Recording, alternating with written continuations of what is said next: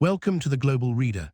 Today we are exploring the extraordinary life of J.R.R. Tolkien, the man who did not just write stories, but built an entire world from the ground up, Middle-earth. His work, which includes The Hobbit and The Lord of the Rings, established the foundational architecture for modern fantasy literature. Tolkien was not primarily a storyteller. He was a university professor, a philologist, whose deepest commitment was to language itself. His tale is about how a personal obsession, the creation of his own languages, became the catalyst for a vast, immersive mythology. Our English focus today is mastering creating complex sentences. In simple English, we often use short, separate thoughts. But to express detailed ideas, opinions, and causal relationships, we need to combine these thoughts using conjunctions, because, although while in relative pronouns, who, which, where, Tolkien's descriptive prose relies heavily on these structures, and by practicing them, you will dramatically increase the sophistication and clarity of your own English writing. Let us begin by journeying back to the inception of his unwavering vision.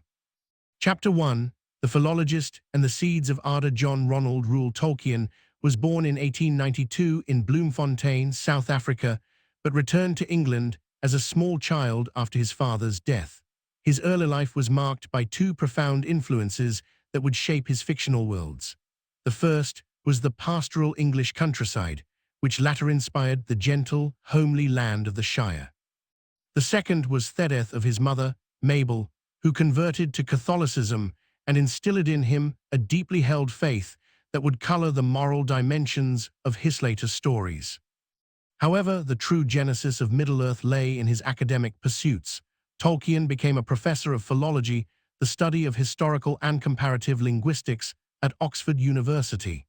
Because he was an expert in Old English and Norse mythology, he spent his days studying the decay and evolution of ancient languages like Gothic and Finnish. This specialized erudition provided the bedrock for his own creative endeavors.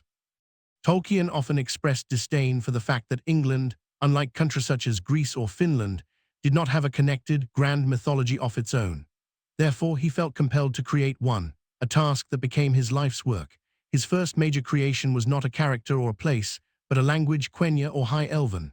While many people invent languages as a fun hobby, Tolkien's creation was so meticulous that it possessed its own grammar, syntax, and internal logic. The creation of this language was the initial spark that ignited the entire mythology.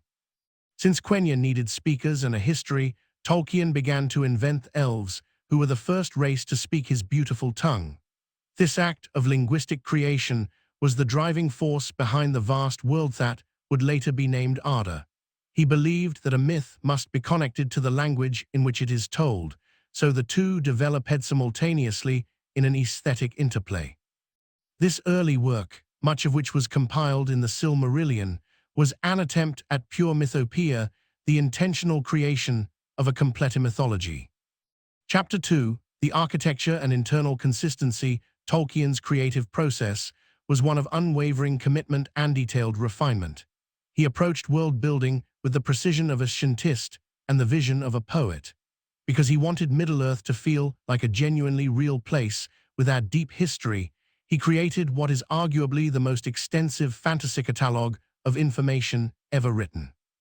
This catalogue included detailed genealogies of kings and elves, as well as a complete cosmology that explained the creation of the universe and the origin of evil.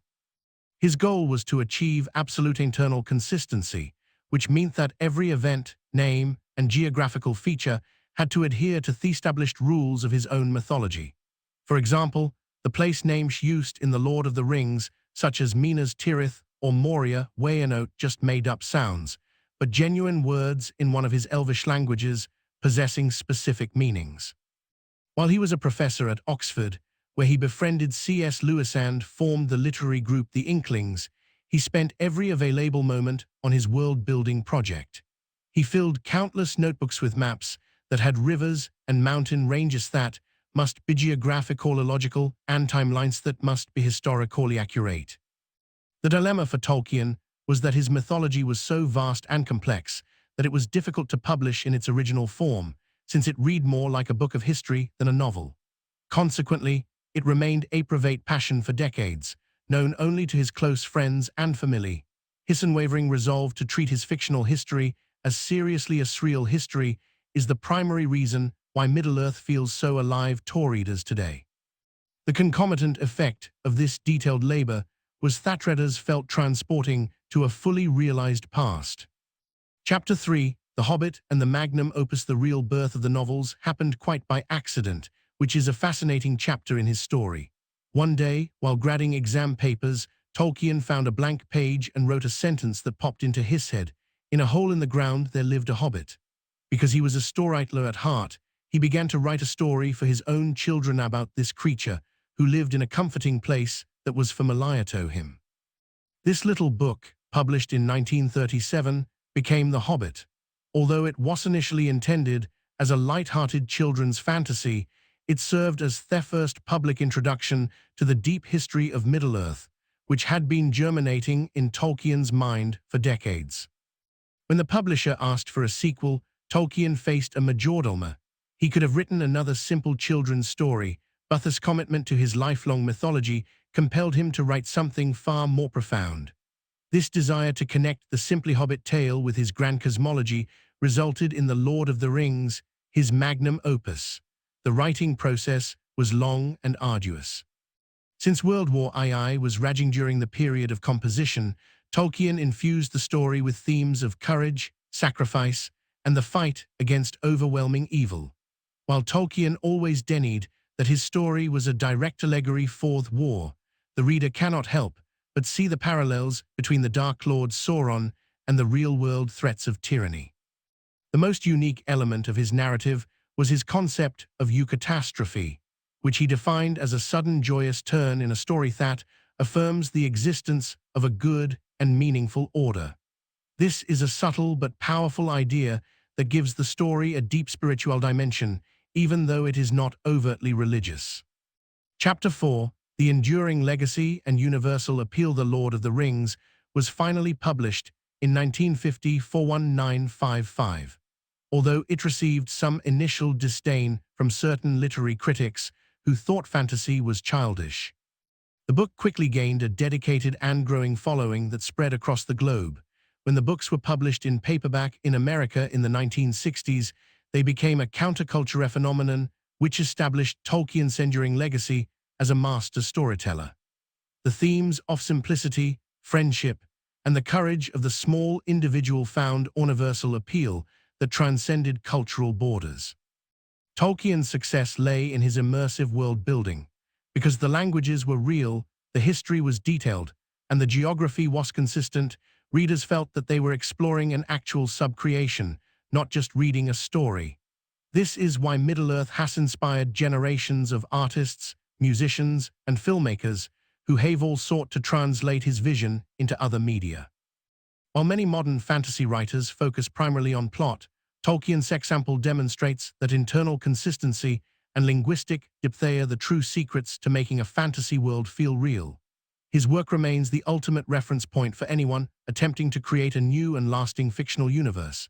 He took his erudition, his vast scholarly knowledge, and applied it to the mythopoeia of his heart, giving the world a gift that continues to be read and explored today. The retired philologist from Oxford achieved more than a kingdom. He created a world. Conclusion: mastering the complex idea. The story of J.R.R. Tolkien is a powerful reminder that even the most complex and vast creations can begin with a single sentence or a single word. His life demonstrates the value of unwavering dedication to a vision.